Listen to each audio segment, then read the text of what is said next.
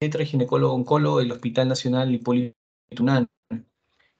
Antes que nada, pues quería disculparme por el día de ayer que tuve un inconveniente para ingresar al Microsoft Teams, lo cual ya lo pude resolver después de casi una hora. Y ya obviamente ya era muy tarde, ¿no? Entonces el día de hoy vamos a hacer dos temas importantes, ¿no? Del área de ginecología, ¿no? Patología benigna de mama y lo que es neoplasia maligna de mama.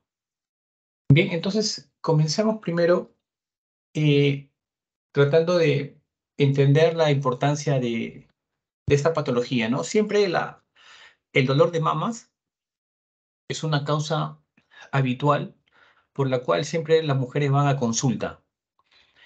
Dolor de mama inespecífico, en algún momento de la vida de la mujer, en cualquiera de sus etapas de vida, siempre va a presentar un dolor, por lo cual va a acudir a un médico especialista para que básicamente le pueda dar un buen diagnóstico, previo a una buena evaluación y un buen tratamiento.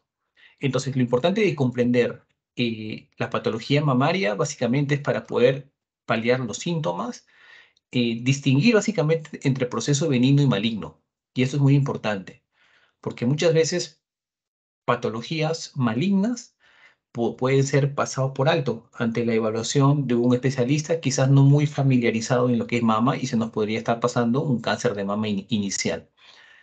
Y lo otro que es importante en la evaluación de la mama es poder identificar qué pacientes tienen más riesgos que otros para hacer cáncer de mama, ¿no? Y obviamente al detectar qué pacientes tienen esta posibilidad de hacer más cáncer de mama que el resto de la población, se debe hacer una vigilancia más estrecha. Aquí un recordaris básico nada más, lo que es embriología, ¿no? Sabemos que la glándula mamaria, su origen embriológico comienza en la cuarta semana. En la cuarta semana comienza el crecimiento embriológico de la mama. Entre la cuarta y sexta semana de gestación, ¿no? A través del tejido ectodérmico. Hacia la sexta a séptima semana comienza ya a ir desapareciendo lo que es la línea láctea. ¿Qué es la línea láctea? Acá vemos un embrión. Esta línea láctea es una línea que va desde la axila a la región inguinal. Bien, de la axila a la región inguinal. Entonces, esta línea láctea comienza a formarse a la cuarta semana. Entre la sexta a décima semana, esta línea láctea comienza a desaparecer para quedar básicamente solamente la glándula que posteriormente va a formar la glándula mamaria a nivel del cuarto espacio intercostal. Y el resto de la línea láctea va a desaparecer. Cuando persiste esta línea láctea en cualquier segmento de este trayecto, se forman las patologías que nosotros conocemos como polimastia, politelia. Bien, posteriormente a ello, hacia la décima semana comienza ya a formarse estas crestas mamarias, comienza a ramificarse para formar posteriormente los conductos lácteos y los lobulillos y lóbulos mamarios, ¿no? Que en número básicamente es entre 14 a 20 en cada mama. La glándula mamaria se localiza entre el segundo y sexto arco costal. Hay una cola que va hacia la axila, que se conoce como la cola de Spencer, en la cual también puede haber patologías que se podrían confundir con patología axilar, dado su proximidad a esta área anatómica. La irrigación de la mama básicamente va a estar dado por la arteria axilar, la mamaria interna y los intercostales. Aquí vemos un corte sagital de la mama, donde vemos que la mama está constituido de tejido graso y de lobulillos, ¿no? Que viene a ser el tejido fibroglandular. Entonces, básicamente la mama se compone de grasa y tejido fibroglandular. Las patologías benignas o malignas se originan en el tejido fibroglandular, donde están los lobulillos, los conductos mamarios, la unión ducto lobular. Ahí es donde se originan las patologías malignas y benignas de la mama. Entonces, es importante saber esta composición para luego interpretar bien una mamografía. Los conductos van a unir estos lobulillos hacia el pezón, que en la etapa de puerperio van a conducir la leche materna hacia la boca del recién nacido. Muy bien. También es importante saber que hay un drenaje linfático. Aquí en esta imagen podemos ver una glándula mamaria izquierda. Vemos cómo recibe aquí ramas arteriales de la arteria axilar. También recibe ramas de la arteria mamaria interna por su parte medial y ramas de las intercostales también, hacia la parte posterior. También hay un drenaje linfático. El 65-70% del drenaje linfático de la mama se va para la axila. Y esto es importante al momento de hacer el tratamiento quirúrgico del cáncer de mama. Pero un 30% a 25% van a drenar hacia los ganglios de la mamaria interna, para este lado. Pero lo que a nosotros nos interesa básicamente es el análisis de estos ganglios axilares, como posteriormente lo vamos a ver al momento de evaluar el tratamiento del cáncer de mama. Acá hay una pregunta muy importante. Cuando una mujer tiene un problema en la mama, ¿a dónde tiene que acudir? Lo ve el médico general, lo ve el médico internista, lo ve el cirujano general, lo ve el ginecólogo. Bien, en realidad los especialistas que están capacitados para poder hacer una buena evaluación y por lo tanto un buen diagnóstico y manejo es el ginecólogo obstetra, ginecólogo oncólogo o el cirujano mastólogo. Y nosotros sabemos que como especialidad existe la ginecología y obstetricia. Como subespecialidad está la ginecología oncológica. Y también como subespecialidad o como especialidad de primera elección también está la cirugía oncológica. La mastología también es una subespecialidad, ¿no? Tienes que ser cirujano general antes o cirujano oncólogo para poder después hacer mastología. A lo que voy es que acudir al especialista indicado es crucial al momento de hacer un diagnóstico y una evaluación de la mama, dado que ir a un especialista que quizás no tenga mucho entrenamiento en patología mamaria podría ser que algún cáncer en estadio inicial podría pasar inadvertido y posteriormente llegar la paciente a un estadio más avanzado. Comencemos ahora evaluando viendo lo que son lesiones benignas de mama. Hay tres grandes categorías de lo que son patologías benignas de mama. Estas lesiones no tienen mayor riesgo a ir a un cáncer de mama o no son lesiones precancerígenas que per se van a convertir a un cáncer de mama. De manera general tenemos las lesiones no proliferativas, las lesiones que sí son proliferativas pero sin atipia y en el tercer grande grupo las lesiones hiperplásicas atípicas. Esta es una clasificación, la más aceptada actualmente de DuPont. Es bastante antigua, pero es la que está en vigencia actualmente. ¿Cómo clasificas tú las lesiones benignas de la mama? Por ejemplo, las lesiones no proliferativas, ¿a quiénes engloban? Los quistes simples, las hiperplasias simples de tipo usual y los cambios apocrinos papilares.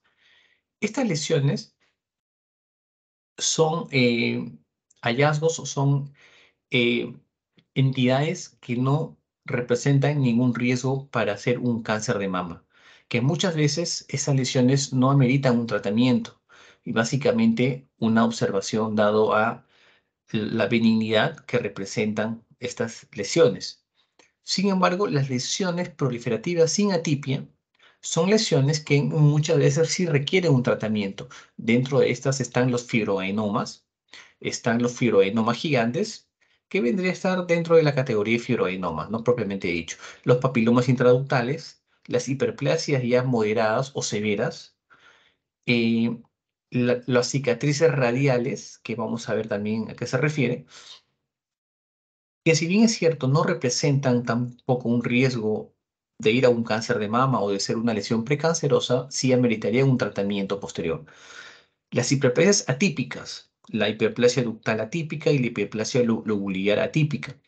Estas lesiones eh, casi siempre sí ameritan un manejo, debido a que podrían estar enmascarando algún tipo de neoplasia maligna subyacente y tendrían un riesgo agregado de hacer un cáncer en el futuro de más o menos 3,9. El carcinoma lobular in situ, que es diferente al carcinoma ductal in situ, ¿no? No confundir pensar que es lo mismo un carcinoma ductal in situ que un carcinoma lobular in situ. El carcinoma ductal in situ sí está considerado como una lesión con un riesgo de ir a un cáncer, como una lesión precancerosa que en el 50% de veces podría desencadenarse en un cáncer de mama. El carcinoma lobular in situ, en cambio, no. Este carcinoma lobular in situ actualmente está catalogado como un factor o un predictor de riesgo, más no per se esta lesión iría a un cáncer de mama, sino que representaría un predictor de riesgo de hacer cáncer de mama en esa mama que tiene el carcinoma lobular o en la mama contralateral. Y en muchas ocasiones estas lesiones se podrían observar y no requerirían tratamiento debido a que por sí mismas no son lesiones precancerosas. Bien, vamos a hablar ahorita de la primera entidad dentro de las lesiones no proliferativas de mama, que viene a ser el quiste simple de mama. El quiste simple es una entidad bastante frecuente en las mujeres. Muchas mujeres vienen a consulta siempre porque en alguna ecografía les han diagnosticado un quiste de mama. Y muchas de ellas, al no saber qué es, acuden pensando que van a requerir algún tratamiento quirúrgico. Estas lesiones suelen aparecer en mujeres entre los 35 y 50 años. El tamaño es bastante variable. Como ven acá, el diagnóstico se hace por ecografía. La ecografía es muy buena para poder diferenciar en una lesión sólida de una lesión quística. Cuando la ecografía ve una lesión que es totalmente negra, que nosotros llamamos anecogénico, nos quiere decir que esta negrura que vemos acá es agua, es líquido, como vemos en ambas imágenes de ecografía. Y al ser agua líquido, son lesiones benignas, porque no tienen un componente sólido que podría sugerir algún grado de malignidad o de sospecha de malignidad. La parte blanca que vemos acá es lo que llamamos refuerzo posterior.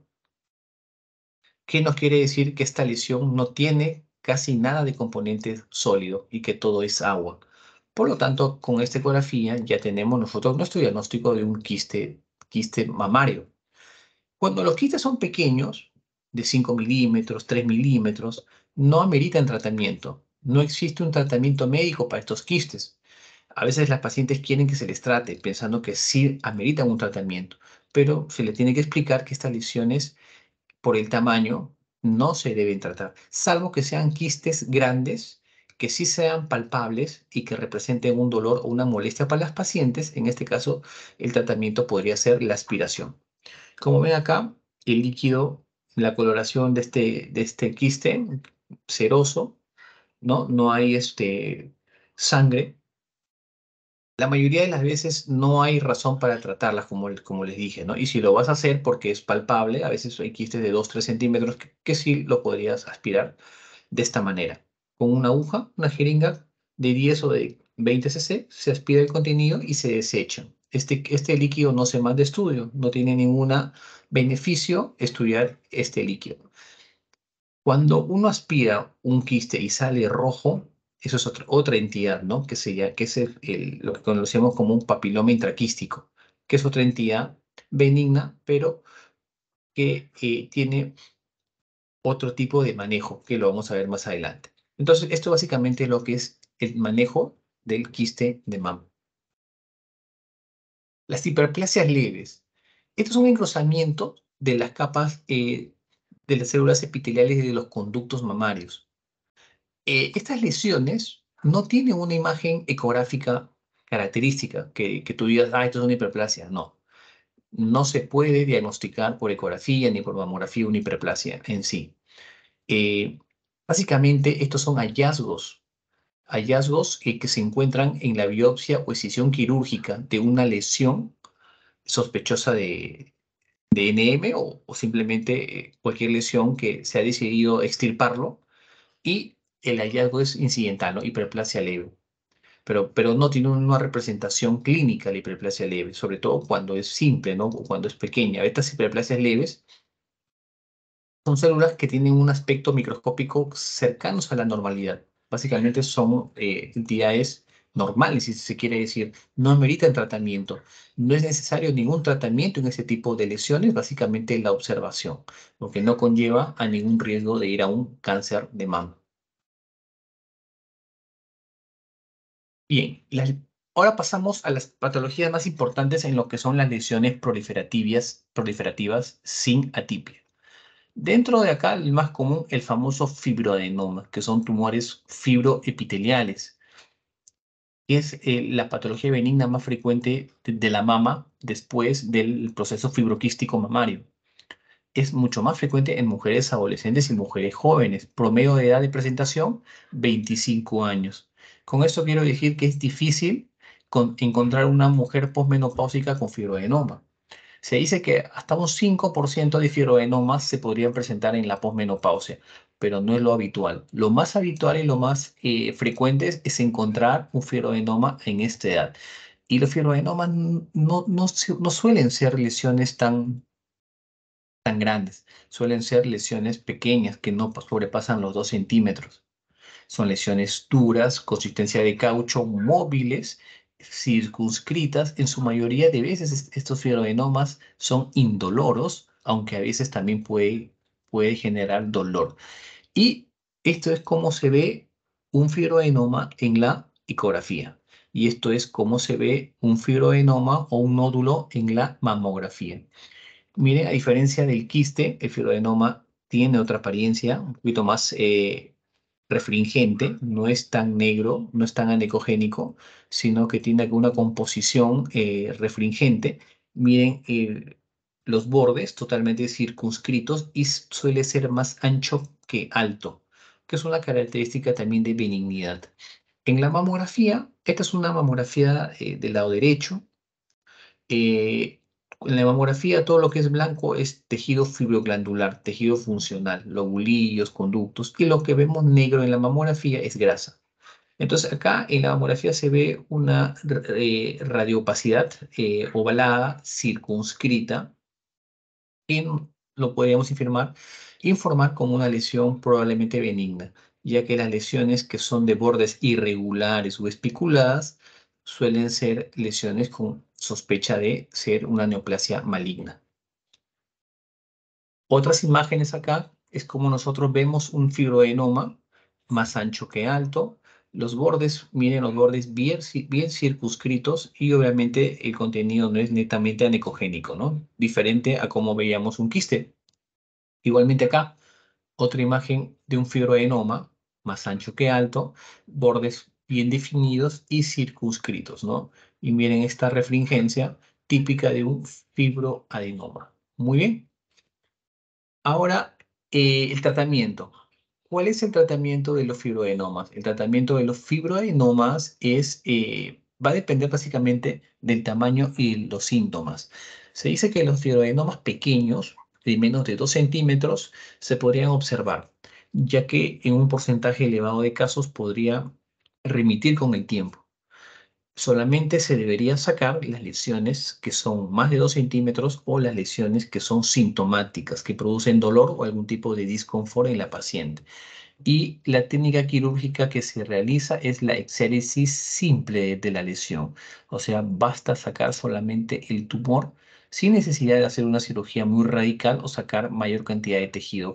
Acá vemos cómo se ve un fibroadenoma, obviamente está partido, tejido fibroglandular, ¿no? No tiene una imagen macroscópica de un cáncer. El cáncer son tumoraciones más cerebroides, más irregulares, sangrantes, ¿no?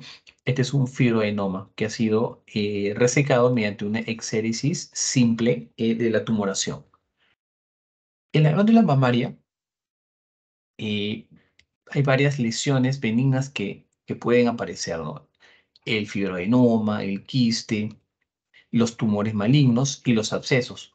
Todo esto suele ocurrir, recuerden, en el tejido fibroglandular. Y todas estas tienen imágenes ecográficas características que nos podrían hacer diferenciar entre un absceso, un fibroadenoma o un quiste. Hasta un cáncer de mama también tiene una imagen ecográfica totalmente distinta a un fibroadenoma, ¿no? Si el fibroadenoma era más ancho que alto, el tumor es más alto que ancho. tiene mucho mayor vascularización y los bordes no son tan nítidos o tan regulares o circunscritos como si lo son un fibroadenoma o un quiste simple. Suelen ser bordes totalmente espiculados. Como ve acá, los bordes del tumor suelen ser lobulados o espiculados, cuyo límite con el tejido sano se pierde, ya que tiene un comportamiento infiltrante, ¿no? A diferencia del fibroadenoma, que está bien localizado, ya que no tiene un comportamiento de infiltración, como si lo tiene una neoplasia maligna. Bien, ahora, hay también fibroadenomas gigantes. Como le dije inicialmente, los fibroadenomas no suelen ser tan grandes. Los tamaños característicos o más frecuentes es 1 a 2 centímetros, pero sin embargo también un porcentaje menor, del 5 a 4%, estos tumores pueden llegar a medir más de 10 centímetros. Entonces, cuando un fibroadenoma mide más de 10 centímetros, ya podemos nosotros ir pensando en que quizás estamos ante una entidad que se llama tumor filodes, cuya característica histológica es muy semejante a un fibroadenoma, con la diferencia de que su índice de mitosis es mucho mayor que un fibroadenoma, por lo cual el tamaño también es mucho mayor que este de acá. Las hiperplasias moderadas, a diferencia de la hiperplasia simple, tienen más capas de células epiteliales que pueden llenar o pueden ir obstruyendo el conducto galactóforo. La adenosis esclerosante, al igual que los cambios apocrinos o la hiperplasia simple, son hallazgos básicamente se puede decir hasta cierto punto incidentales. No tienen una representación ecográfica o mamográfica característica. Básicamente se va a encontrar después de sacar un tumor de mama, se va a encontrar estos hallazgos, ¿no? Eh, que no tienen mayor importancia en el ámbito clínico, ya que no son lesiones precancerosas. El papiloma intraductal. El papiloma intraductal también es una lesión proliferativa. Este papiloma tiene una característica clínica que lo hace fácil de diagnosticar clínicamente, que es el sangrado por el pezón. Mujer con sangrado por el pezón, lo cual se llama telorragia. La primera sospecha clínica es papiloma intraductal. Es lo primero que nosotros tenemos que pensar como posibilidad diagnóstica. Son tumores ubicados en los conductos galactóforos, los cuales producen sangrado por dicho pezón. En pocos casos, esta lesión suele ser palpable. Y en la ecografía es como vemos acá, un conducto mamario con una lesión sólida dentro, ¿no? Y la paciente viene por sangrado por el pezón. Aquí nosotros lo tratamiento que vamos a plantear en esta paciente es la resección de los conductos terminales, que básicamente consiste en hacer un corte cerca de la areola y poder sacar todos estos conductitos, ¿no? Se saca todos estos conductos y se manda a estudiar.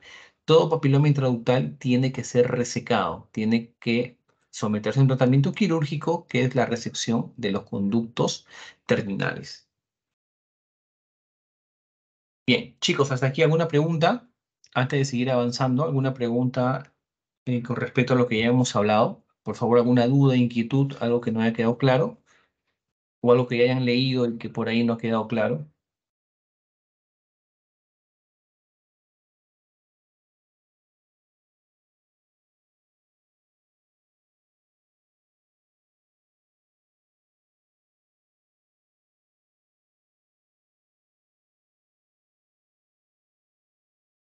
¿Se escucha, chicos, lo que dije? ¿Me está escuchando? Sí, Todo, doctor, todo todo bien, claro hasta el doctor. momento, doctor. Todo Ya, claro, doctor. perfecto. Listo. Claro, Bien. doctor. Muy bien. Ahora, otra patología también importante son las hiperplasias atípicas. Ya cuando ustedes ven este término de atipia, en cualquier patología, ya saliéndonos del tema de la mama, cuando ustedes vean que una patología lleva como apellido atípica, siempre debes pensar que esta lesión puede ir a cáncer, puede ir a cáncer y amerita un tratamiento quirúrgico de todas maneras. Esta atipicidad se debe básicamente a los cambios nucleares y celulares de la célula.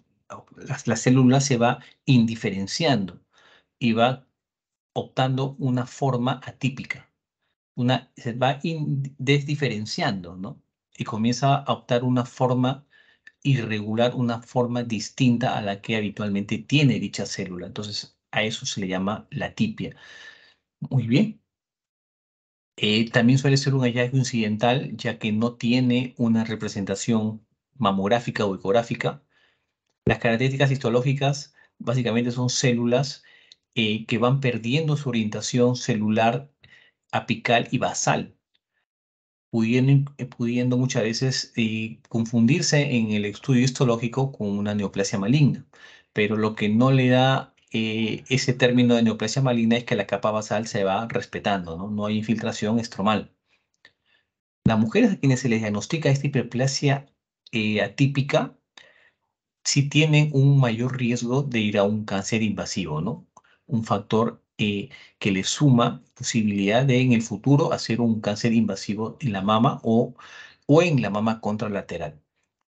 Los adenomas tubulares vienen a ser células glandulares benignas con los mismos elementos del estroma. Igualito, suele ser también un hallazgo incidental, no tiene una representación mamográfica o ecográfica, básicamente se encuentra en pieza operatoria cuando se saca un tumor sospechoso de cáncer y se encuentra este diagnóstico, ¿no? Entonces, estas lesiones junto con las hiperplasias atípicas, ameritarían la exéresis. Pero básicamente, no porque estas lesiones por sí sean cancerígenas, sino porque muchas veces pueden enmascarar o pueden estar contiguas a una lesión maligna o un carcinoma ductal in situ. Acá vemos en los conductos cómo recubren su epitelio de estas células normales y cómo en la hiperplasia estas mitosis celulares van obliterando los conductos. En la hiperplasias con atipia, vienen estas células amarillas, vienen a ser células diferentes a las células que normalmente recubren el epitelio de este conducto. En los carcinomas ductal in situ, miren la gran cantidad de mitosis que hay de estas células amarillas que van obliterando este conducto galactóforo, este ducto mamario, y ya las lesiones que son ya invasivas, ven cómo ya destruyen la capa basal, infiltrando al estroma, convirtiéndose ya en un cáncer invasor. El tumor filoides son tumores fibroepiteliales, parecidos al fibroadenoma, tienen este componente. Son menos frecuentes que los fibroadenomas, ya que eso básicamente se encuentra entre 0,5% de todos los tumores de mama. La edad promedio de presentación de este tumor filoides es un poco mayor al del fibroadenoma. Fibroadenoma dijimos que es más frecuente entre los 15, 20 años, mientras que el tumor filoides es más frecuente encontrarlo hacia los 40 años. Y la diferencia clínica básicamente es el tamaño de esta lesión. Suelen ser lesiones grandes de mayor tamaño que los fibroadenomas. Suelen tener tamaños de 4 o 5 centímetros, inclusive pudiendo en muchos casos ocupar toda de la glándula mamaria. Por eso tenemos los tumores benignos de tres tipos. Los tumores filoides benignos, que son los más frecuentes, aproximadamente un 70% de los tumores filoides son benignos. Un 20 a 25% son tumores borderline con un índice de mitosis mayor que el benigno, ¿no? Menos de 10 mitosis en 10 campos de gran aumento, no sé la definición. Y los tumores filoides malignos, que sí tienen infiltración de los márgenes y su índice mitótico es mayor a 10 mitosis en 10 campos de gran aumento, ¿no?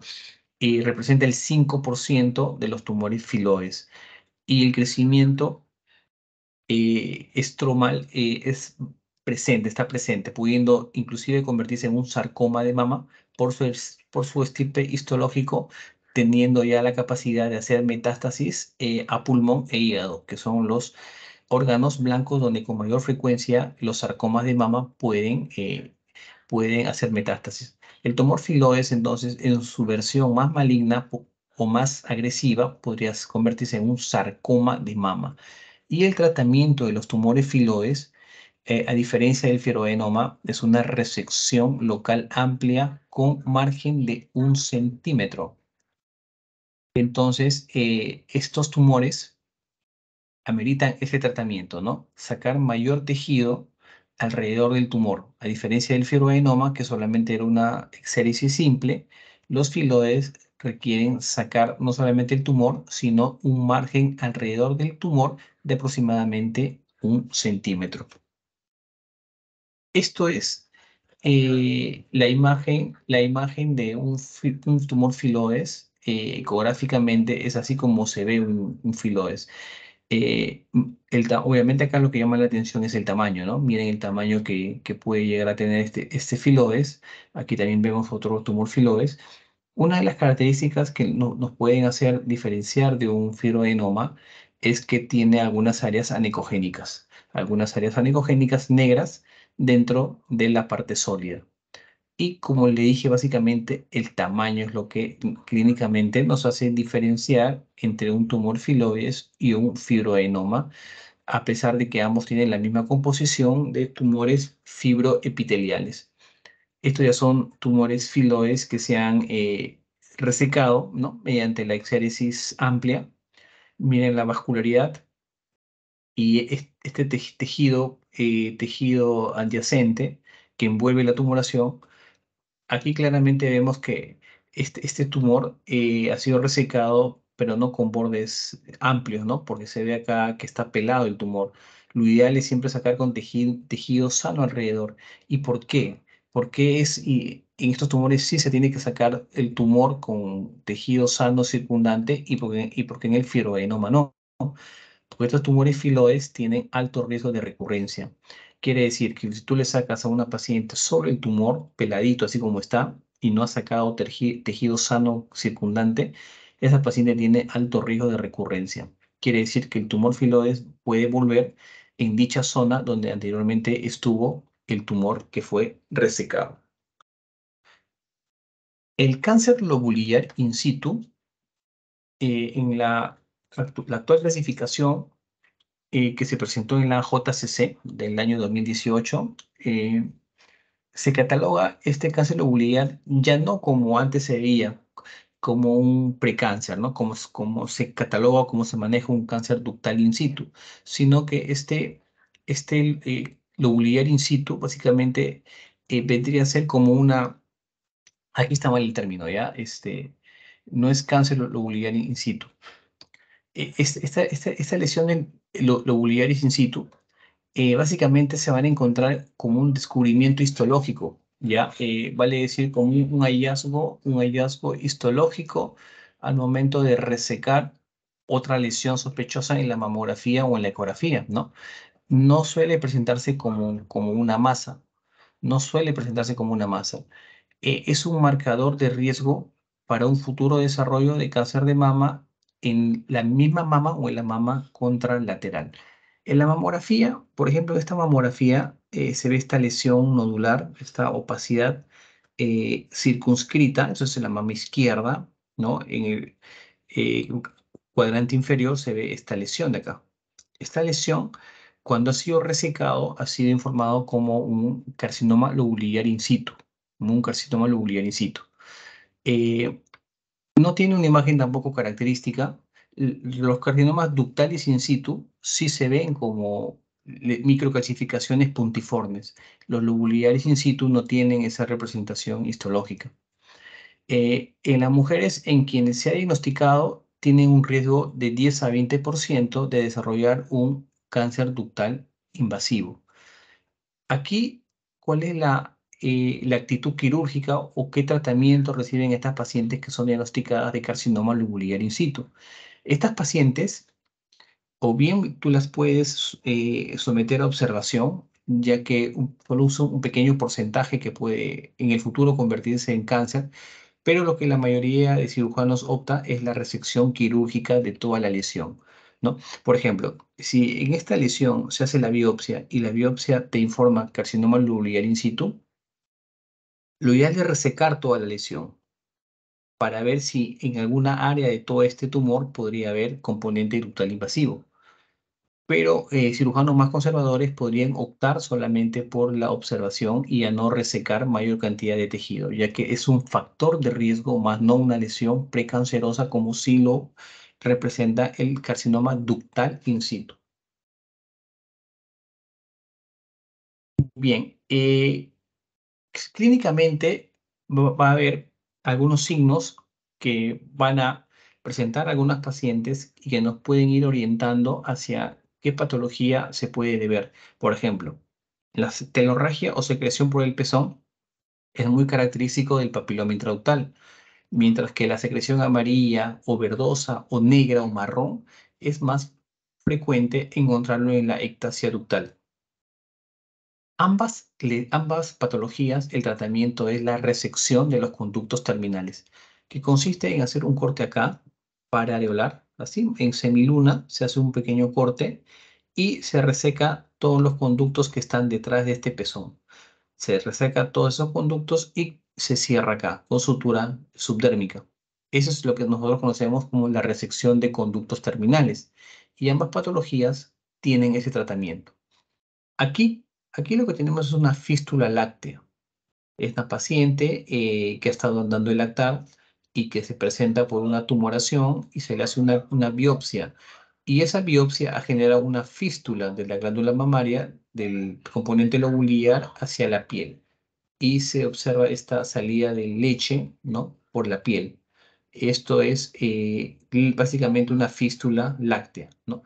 Que se ha presentado en una paciente que ha sido sometido a un procedimiento invasivo, estando dando de lactar, ¿no? Por eso lo ideal en pacientes que están dando de lactar, no biopsiar o no hacer algún tratamiento invasivo, ya que pudiera producir estas fístulas, ¿no? Cuyos pronósticos son buenos, la mayoría tiende a cerrar por sí solo, pero obviamente aquí lo que hay que hacer es, uno, cortar la leche, ¿no? Con carbegolina o bromocriptina, cortar la leche o no dar de lactar por este pezón para no estimularlo, para que esto esté seco y esta fístula pueda cerrar en un futuro, más o menos en 1 o 2 meses puede cerrar y ya la paciente puede hacer su vida normal. Ahora, dentro de la sintomatología que presentan las pacientes, la mayoría llega por mastalgia, ¿no? Mastalgia o dolor. Entonces aquí lo primero que uno tiene que preguntar o tiene que comenzar a indagar es cómo es el dolor de mama. Es parecido al sangrado vaginal en las mujeres, ¿no? ¿Cómo es el sangrado de las mujeres? ¿Es cíclico? ¿Es no cíclico? ¿No? Igual que el dolor pélvico. El dolor pélvico en las mujeres, ¿cómo es? ¿Asociado a la menstruación o no asociado a la menstruación? Porque recuerden que hay patologías que dan dolor con la menstruación, como la endometriosis, ¿verdad?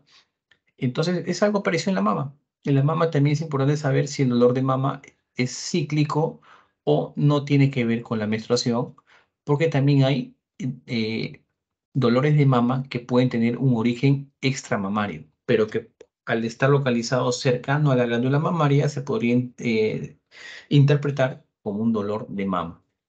La mastodinia o dolor cíclico con la menstruación es característico del proceso fibroquístico de mama.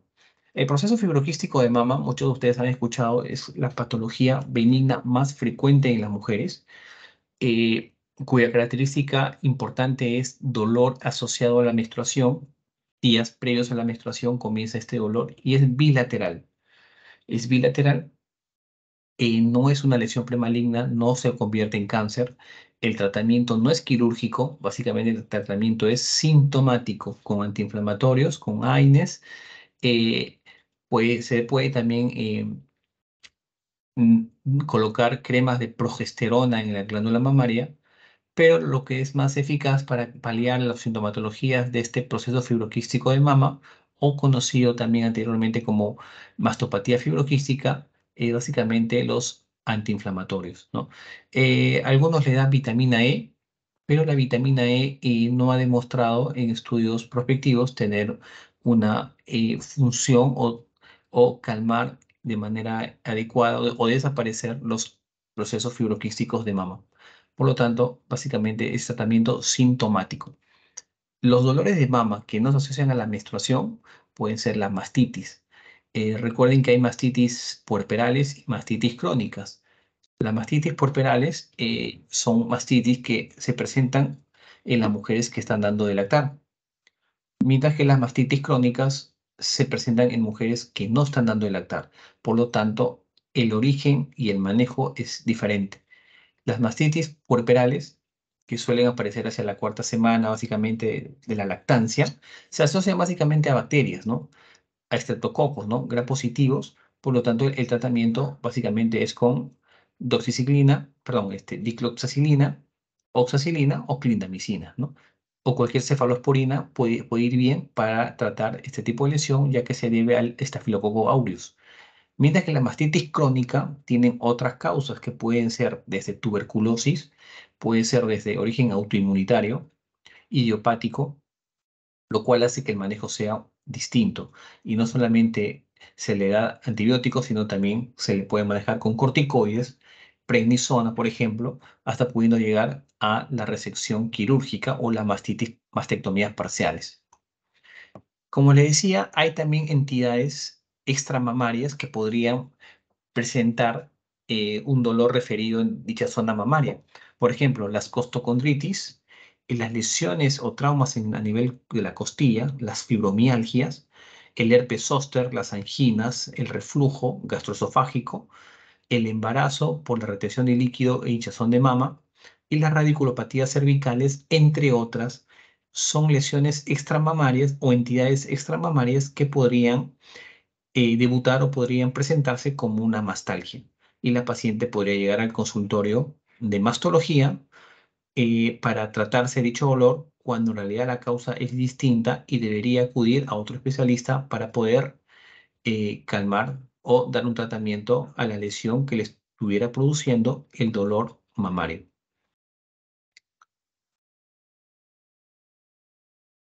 Bien, chicos, hasta aquí alguna pregunta.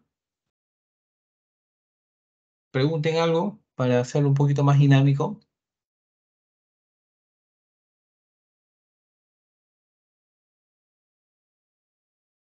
Creo que ninguna, doctor, está claro. Listo. Muy bien.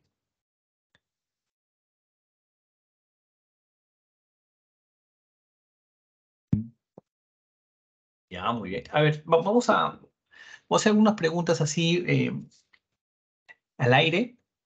Seguramente los alumnos que rotan conmigo ya van a saber responder. Eh, en cuanto a la evaluación de las pacientes con problemas mamarios, ustedes, o quién sabe, a partir de qué edad una paciente tiene que acudir de manera puntual o de manera ya disciplinada para comenzarse su chequeo o su descarte de cáncer de mama. ¿Cuál es la edad? El punto de partida en edad en que la paciente ya tiene que acudir a hacerse un control mamario para descarte de NM de mama. ¿Alguien sabe?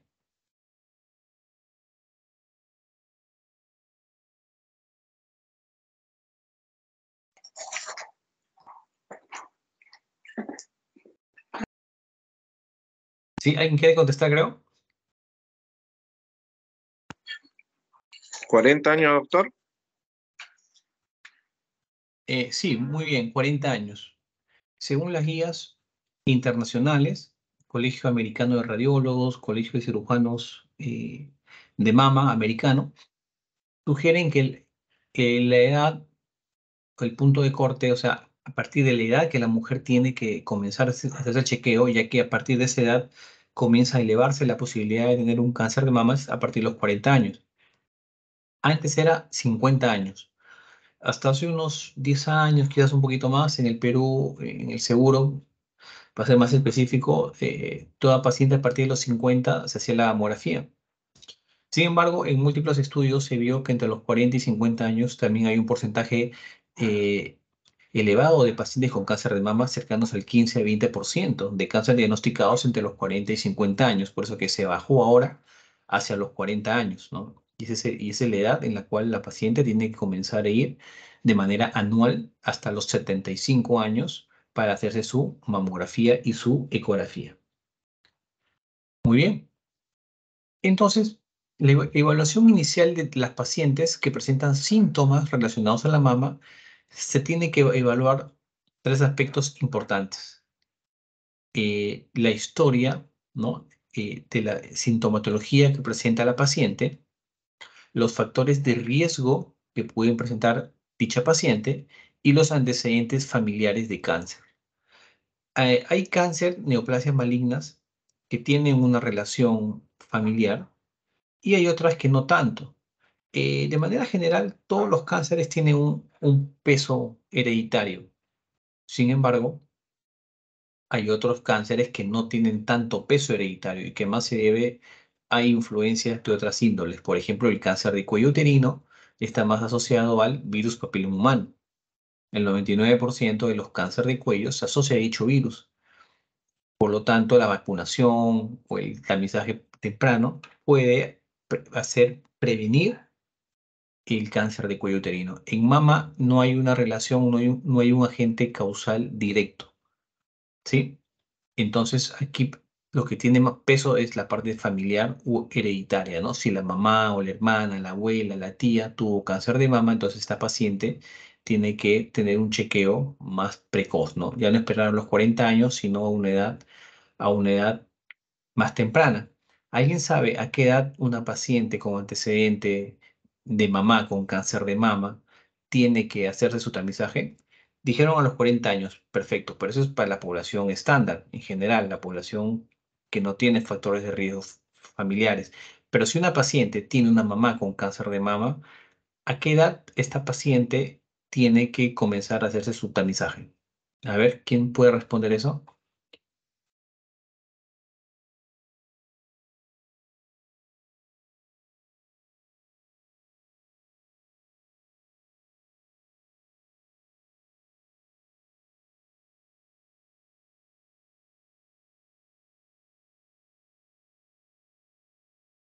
A ver, una idea, chicos, alguna idea así, a ver lo que es, lo que se les ocurra o lo que han leído por ahí.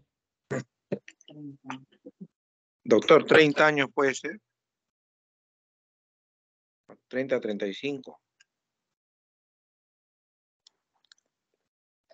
Ya. En realidad, lo que se sugiere actualmente es hacerse un chequeo 10 años antes de la edad en la cual se le diagnosticó al familiar el cáncer. Por ejemplo, si a tu mamá se le diagnosticaron cáncer de mama a los 40 años, la hija tendría que hacerse un chequeo 10 años antes, o sea, a partir de los 30 años. Si su mamá le diagnosticaron cáncer de mama a los 35 años, la hija tendría que comenzar a hacerse un chequeo 10 años antes, o sea, a partir de los 25 años. Eso es lo que actualmente se da como consenso, ¿no? 10 años antes. Muy bien. En- entonces, cuando la paciente llega por presentar algún tipo de sintomatología, el examen comienza siempre con la inspección visual. Es muy importante primero ver la mama antes de tocarla, antes de palparla.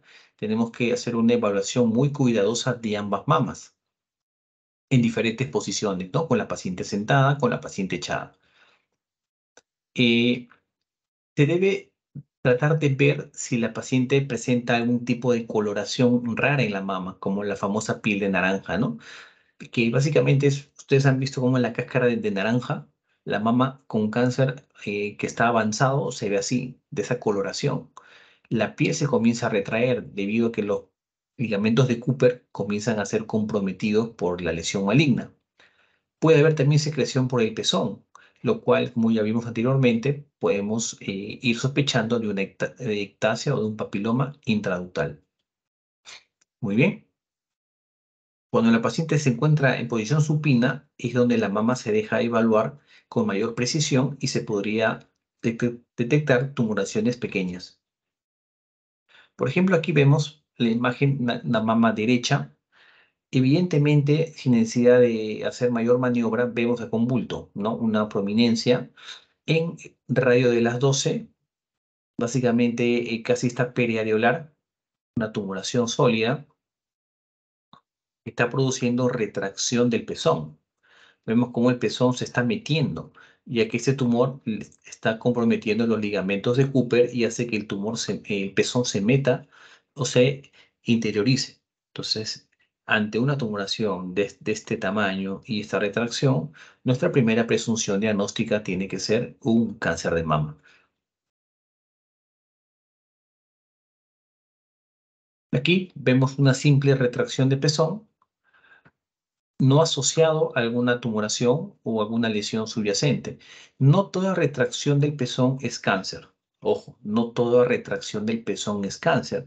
Hay retracciones que son normales o fisiológicas. Pacientes que por la edad comienzan los ligamentos de Cooper a retraerse y se va a ver esta imagen, que es algo totalmente normal, ¿no? Por lo tanto, no se debe pensar que porque está retraído es cáncer, ¿no? No, no es siempre así.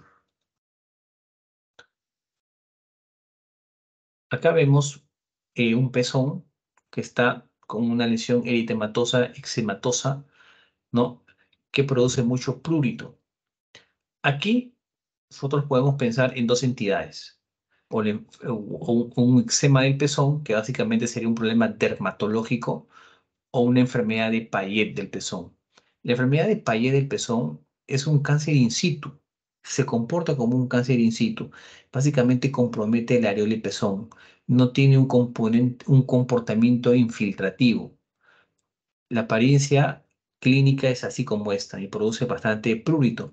Y el diagnóstico se hace resecando un pedazo de esta lesión. Le llaman incuña como tajada de pizza, así se le conoce. Se le hace un corte por acá, otro corte por acá y se reseca este pedazo de areola que está lesionada con un poco de tejido sano en profundidad.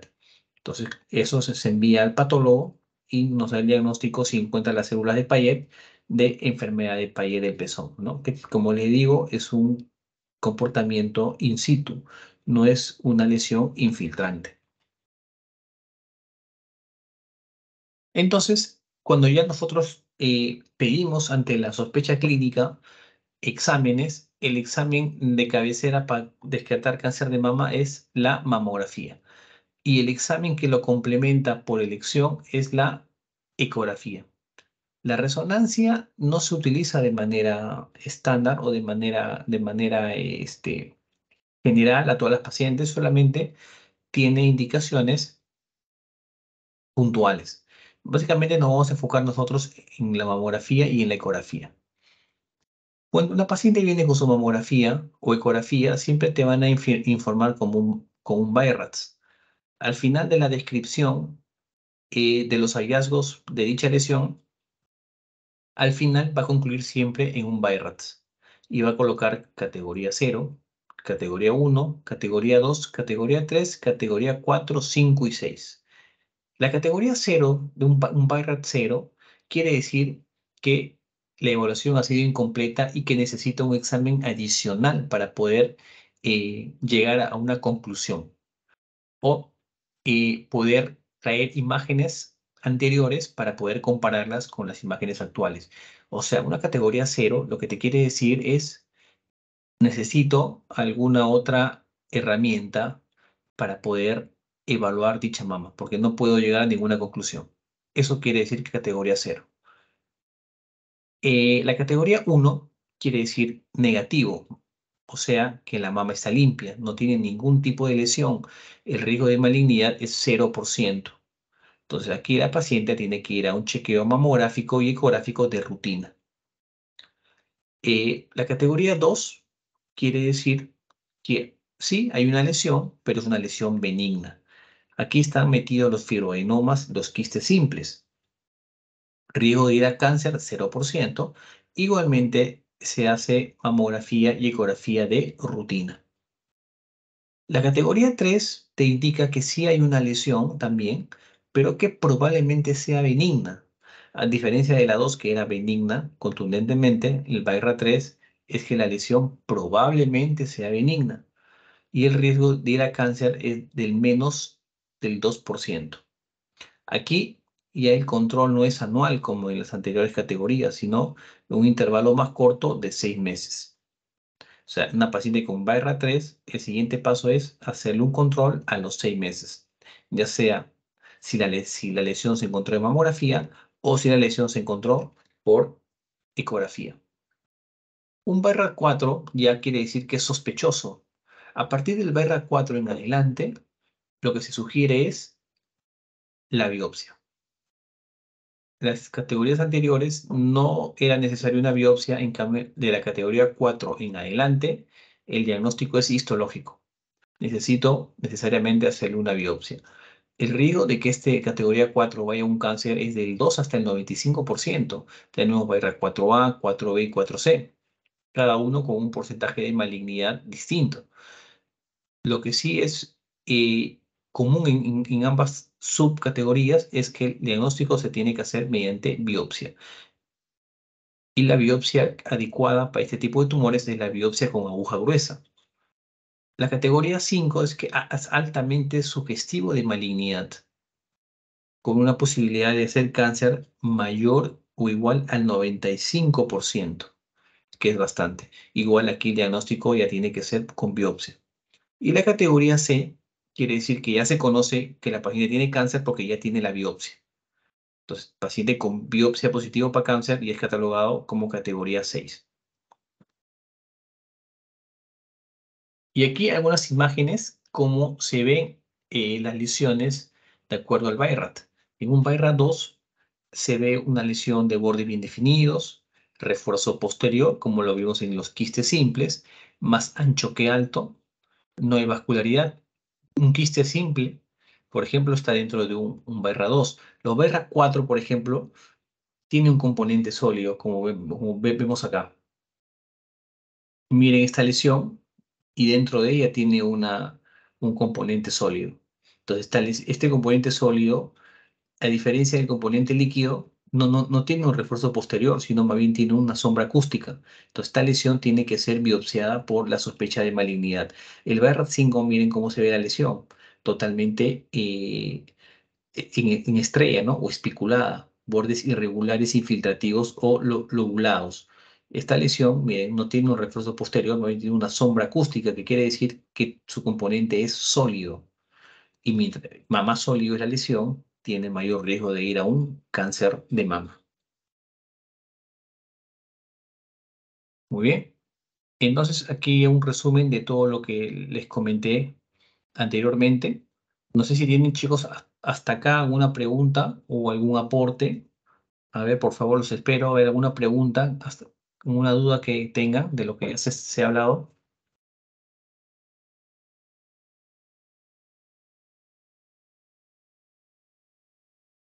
Buenas noches, doctor. Hola, sí, dime. Eh, me- una ginecóloga me comentó de que las macrocalcificaciones en la mama se pueden convertir en cáncer y no estoy bien segura si me dijo de que estas se producen por la dieta. Ya. En realidad, las lesiones que son sospechosas de cáncer no son las macrocalcificaciones, sino son las microcalcificaciones. Mientras la clasificación es más pequeña, más puntiforme, más pequeñita, 5 milímetros o menos de 5 milímetros, es más sospechosa de cáncer. Si las clasificaciones son gruesas o son macroclasificaciones, son benignas. Y la alimentación es un factor de riesgo, obviamente, cuando hablamos de la mala alimentación o una alimentación eh, alto en grasas, ¿no? Como por ejemplo embutidos, carnes rojas, son factores de riesgo para diferentes tipos de cáncer, sobre todo, más que todo, cáncer de colon. En cáncer de mama, si bien es cierto, hay una relación, un factor de riesgo y el aumento de consumo de grasas. No es tan fuerte la relación como sí lo es en otro tipo de cáncer, ¿no? Como por ejemplo el cáncer de colon. Los factores de riesgo de cáncer de mama, ya lo vamos a mencionar más adelante, tiene que ver también con la obesidad. Y la obesidad tiene una relación también con el tipo de alimentación, ¿no? Pero es la obesidad que sí está como un factor de riesgo importante para cáncer de mama. No sé si respondí tu pregunta o no. Sí, sí, doctor, sí Sí, me respondió. Otra pregunta, ¿por qué se darían las macrocalcificaciones? ya. Se generan entonces, se pueden generar por ejemplo, consumir productos con calcio. No, no. Las calcificaciones en general son productos del envejecimiento en el ser humano. Puede haber calcificaciones en muchas partes de nuestro cuerpo. Hay calcificaciones intravasculares. No es porque como mayor cantidad de calcio me calcifico más, no, no, no es así el razonamiento. Las calcificaciones se dan por la evolución, por los años. Las células comienzan a tender a la calcificación, como por ejemplo los miomas. Recuerden que los miomas, la degeneración más frecuente en las posmenopáusicas es la degeneración cálcica, ¿no? Pero básicamente por eso, no, no tiene relación con la alimentación, ¿no? No, no he leído eso, o sea, algo que por ahí hay un artículo que haya salido, pero no, no, no, no lo tengo de esa manera descrita. Eh, las lesiones, lo que sí tienen que tener claro es que las calcificaciones que sí deben hacerte sospechar de cáncer son las microcalcificaciones, que serían la representación de una lesión eh, proliferativa, una lesión maligna en los conductos o lobulídeos mamarios, ¿no? Muchas gracias. Bien, ahora vamos a pasar al cáncer de mama. ¿Alguien me puede decir si sabe cuál es el cáncer más frecuente actualmente en la población peruana, en la mujer? ¿Cuál es el cáncer más frecuente que ahorita está matando a las mujeres peruanas?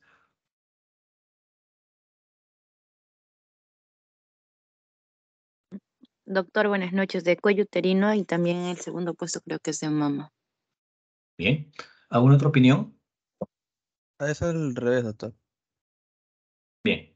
Eh, Según el Observatorio Mundial Globocan 2020, eh, la estadística que ellos muestran cada cierto tiempo, se ha visto que actualmente, ya desde hace algunos años, el cáncer más frecuente en la mujer peruana y que también tiene mayor mortalidad es el cáncer de mama, seguido en segundo lugar por el cáncer de cuello uterino.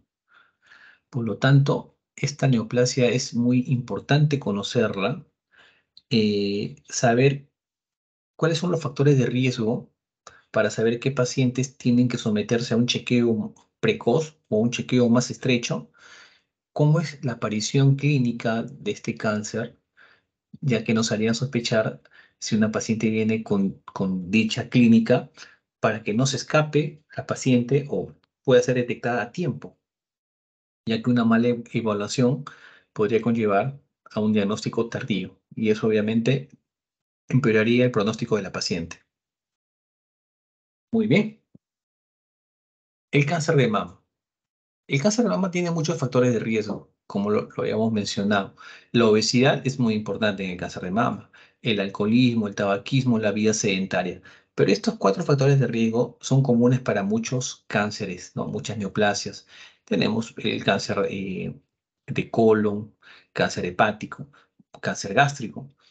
En mama tiene mucha importancia las mutaciones de estos genes, BRCA1 y BRCA2 cuya probabilidad de hacer un cáncer al estar presentes es básicamente de un 80% para BRCA1 y un 50-40% para BRCA2, tanto de ser cáncer de mama y cáncer de ovario. La historia familiar de cáncer también, ya sea cáncer de mama o cáncer de ovario, va aumentando la posibilidad de tener cáncer de acuerdo a si es un familiar o dos familiares o más los que presentaron cáncer de mama. Haber recibido radiación a nivel torácico también te aumenta el riesgo de hacer un cáncer de mama. Los factores hormonales, la primiparidad tardía, la menarquia precoz, la menopausia tardía, la terapia de reemplazo hormonal o los anticonceptivos, ¿no? O orales, sobre todo si los dan por largos años, ¿no? Mayor a 10 años, podrían ser un factor de riesgo para desencadenar en un cáncer de mama. Los tipos histológicos. El más frecuente y también uno de los más agresivos es el carcinoma ductal. Luego viene el carcinoma lobular, que es diferente, ¿no? Al carcinoma lobular in situ. Aquí ya estamos ante un carcinoma lobular infiltrante, que es totalmente distinto. Los tubulares, los mucinosos, los papilares y los metaplásicos, ¿no? Los que tienen mejor pronóstico, los lobulares y los mucinosos. Los que tienen peor pronóstico, los ductales y los metaplásicos. El cáncer de mama, en el 50% de los casos, aparece en el cuadrante superexterno de la mama, ya que aquí hay mayor cantidad de tejido fibroglandular. En la areola pezón, en la región central de la mama aparece hasta un 17% y en el cuadrante superior interno un 15%. Eh, el síntoma más frecuente y más precoz es un tumor palpable. La paciente llega a consulta porque se palpa un bultito. Esto casi es por lo que la paciente acude. Doctor, me estuve bañando y me palpo un bultito. Entonces, esto es con lo que la paciente siempre llega. Lo ideal es no llegar a esto, sino que uno detecte el cáncer cuando aún no es palpable. Por eso la mamografía y la ecografía es de mucha ayuda. Pero cuando la paciente ya llega porque el tumor es palpable es porque probablemente ya muchos años ya ha tenido el cáncer. La retracción de la piel del pezón, el dolor mamario también suele estar presente. Sangrado por el pezón, que si bien es cierto puede aparecer, no es muy frecuente esto. Cuando ya hay piel enrojecida o piel de naranja, ya estamos hablando que el tumor está comprometiendo la piel y estamos hablando de tumoraciones ya localmente avanzadas. Las técnicas de imagen que tenemos. Como comentamos inicialmente, la mamografía digital a partir de los 40 años hasta los 75 años, cuya finalidad es detectar las microcalcificaciones. La tomosíntesis, que es una mamografía en 3D, tiene un poco más de sensibilidad para detectar lesiones que la mamografía digital. No todos los hospitales y centros tienen esa tecnología de tomosíntesis, pero que actualmente es lo que se sugiere, ¿no? Más que una mamografía en 2D, una mamografía en 3D para una reconstrucción tridimensional de la mama. La ecografía básicamente tiene su función en mujeres jóvenes, mujeres menos de 40 años, y en mujeres que tienen mutación de este BRCA1 o de este BRCA2, se le podría indicar una resonancia magnética dada la alta posibilidad de que estas pacientes tengan cáncer de mama. Como les dije, hasta un 80% de mujeres con esta mutación pueden presentar cáncer de mama. Por lo tanto, aquí sí la resonancia tendría una participación bastante útil para detectar precozmente un cáncer de mama en estas pacientes. Bien, entonces cuando la paciente llega por presentar un bultito en la mama, tenemos que hacer el estadiaje, el famoso TNM. Y el cáncer de mama es una de las neoplasias que uno puede hacer un estadio clínico, o sea, en el momento de la consulta, midiendo el tamaño tumoral, lo cual lo puedes medir con una regla, o puedes tomar los datos de la ecografía o mamografía, los ganglios, que también los puedes encontrar a la palpación, o también lo puedes ver en la ecografía, y la M de metástasis que ya lo diagnosticaría con una tomografía. Con estos tres datos yo puedo hacer mi estadio clínico. Por ejemplo, un tumor que mide, por ejemplo, 3 centímetros sería un T2. Un T2 es un tumor entre 2 y 5 centímetros. Este mide 3, entonces es un T2. En la ecografía y en la palpación no encuentro ni un ganglio positivo, entonces sería un T2N0. T2N0. La tomografía me dice que no hay metástasis, M0. Entonces, ¿qué estadio le pongo? Estadio 2A. Si es un tumor de 6 centímetros y si se palpa un ganglio axilar comprometido, si es un tumor más de 6 centímetros, más de 5 centímetros, es un T3. Y si le palpa un ganglio axilar es un N1. Entonces, T3N1 es un estadio 3A. Si hay compromiso de piel o piel de naranja, y es un T4B, es un T4. Y los T4 ya están catalogados dentro de estadio 3B. Muy bien. Entonces, como ven, el TNM nos ayuda para poder dar con el estadio clínico, que es el factor pronóstico más importante. Y el compromiso axilar es el factor pronóstico individual más importante para cáncer de mama. Muy bien. En cáncer de mama, si bien es cierto, el saber si es un ductal, un lobular, un mucinoso, es importante para fines de conocimiento, mas no es tan importante para fines de tratamiento. Para uno poder ofertar un tratamiento a una paciente con cáncer de mama, definitivamente tiene que saber su perfil molecular, lo cual se conoce cuando se somete a este estudio llamado inmunohistoquímica. Este estudio tiene la finalidad de encontrar receptores en esa muestra de biopsia del tumor de mama. Buscar tener receptores de estrógeno, receptores de progesterona, el índice de proliferación celular, que se conoce como Ki-67, o el receptor epidérmico humano tipo 2. Bien, entonces, con estos 4 receptores tenemos 4 subtipos de cáncer de mama. El luminal A, luminal B, que es un solo grupo, el HER2 y el triple negativo. Estos subtipos moleculares son importantes saber. Si no tienes esta información, tú no puedes tratar un cáncer de mama, ya que cada uno de ellos tiene un tratamiento y pronóstico totalmente distinto.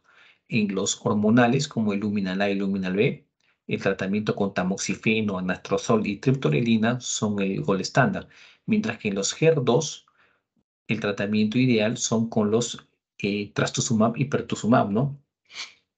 Con tratamiento inmunológico. En cambio, los triple negativo, que son aquellos que no tienen receptor de estrógeno, no tienen receptor de progesterona, no tienen un HER2, pero sí tienen un índice de proliferación bastante alto, requieren una quimioterapia estándar, ¿no? Que básicamente es con carboplatino y paclitaxel. El HER2 quiere decir que tiene positividad para el receptor epidérmico humano, pudiendo tener o no receptor de progesterona. Lo que manda es la positividad del receptor epidérmico humano.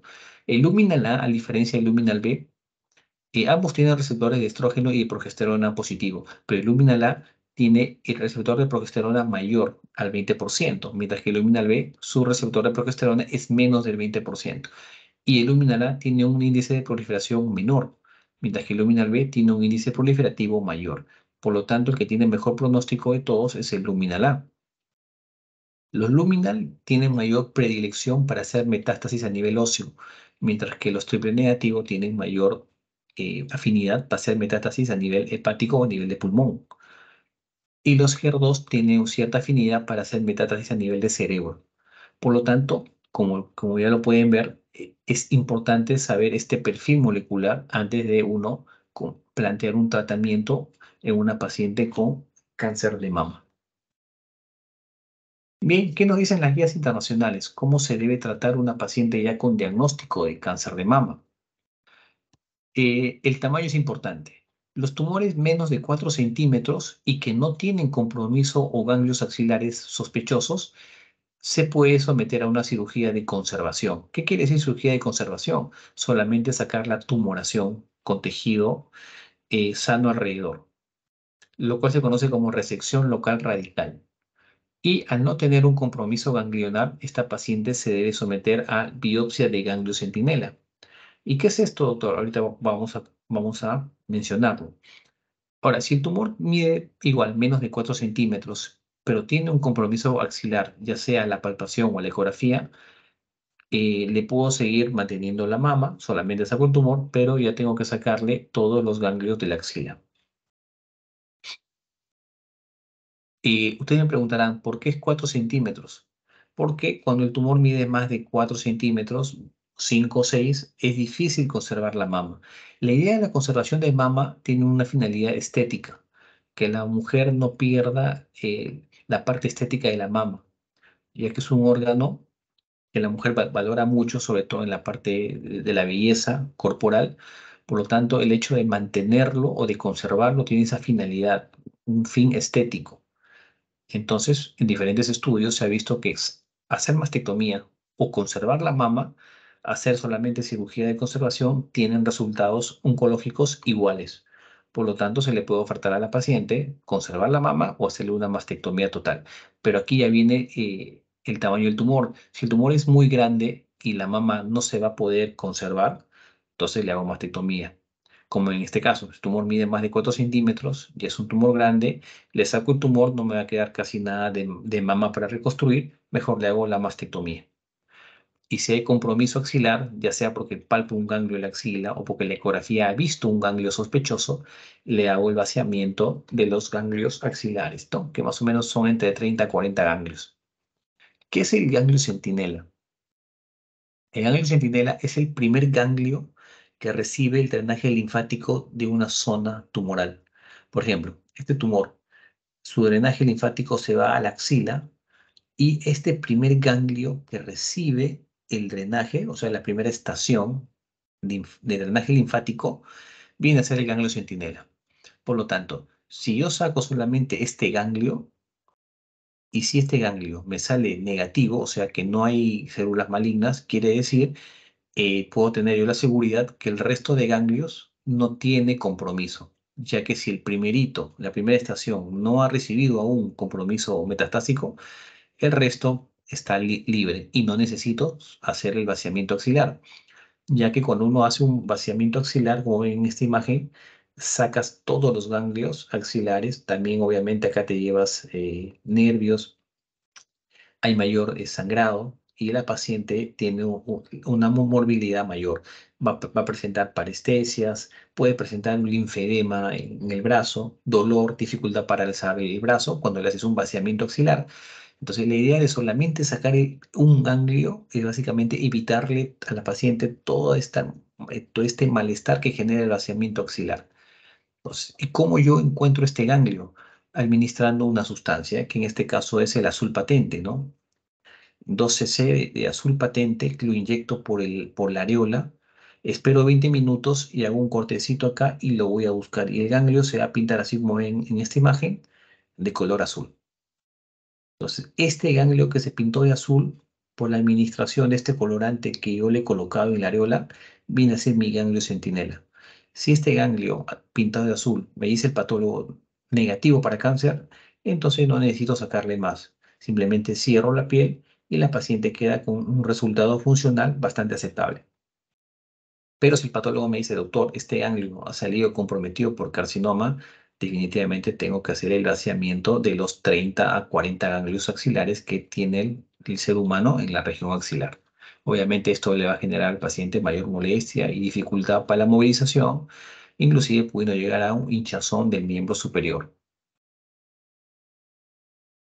Los tumores mayores de 2 centímetros, pero con este perfil molecular HER2, o sea, positivos para receptor epidérmico humano o que son triple negativos y miden más de 2 centímetros, tienen que iniciar primero quimioterapia neoadyuvante. A diferencia de lo que anteriormente mencionamos, que básicamente para los luminales, los tumores luminales, los tumores que son triple negativo o que son positivos para receptor epidérmico humano y miden más de 2 centímetros, tienen que ir a quimioterapia neoadyuvante. O sea, no se le puede operar en primera instancia, sino que primero tienen que recibir quimioterapia para posteriormente, terminado la quimioterapia, someterse a una cirugía. Y recuerden que toda paciente que se le va a hacer cirugía de conservación de mama, o sea que se le va a conservar la mama, tiene que recibir radioterapia, ya que en los estudios que se comparó cirugía de conservación de mama versus mastectomía radical, se vio resultados oncológicos similares cuando se añadió la radioterapia a la cirugía de conservación. O sea, cirugía de conservación más radioterapia es igual que mastectomía radical. Obviamente con menor morbilidad y un resultado estético bastante aceptable sin arriesgar el resultado oncológico, ¿no? Que es lo más importante al momento de tratar el cáncer de mama. Bien, chicos, eso es lo que les quería presentar de lo que es patología benigna y cáncer de mama. ¿Tiene alguna pregunta, por favor? ¿Alguna duda del tema?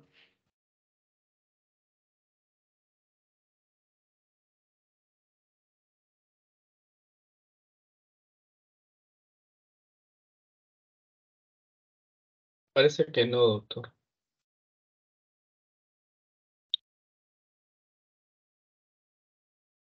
Bien. ¿Se sigue viendo las diapositivas? Sí, ¿no? No, ha dejado de proyectar, doctor. Ya. A ver, quiero ver acá. ¿Quién están conectados? Ahí está, ya les vi a todos. Ya. Entonces, ¿les puedo hacer algunas preguntas? ¿Cuántos estamos conectados? Estamos 42, hay bastante.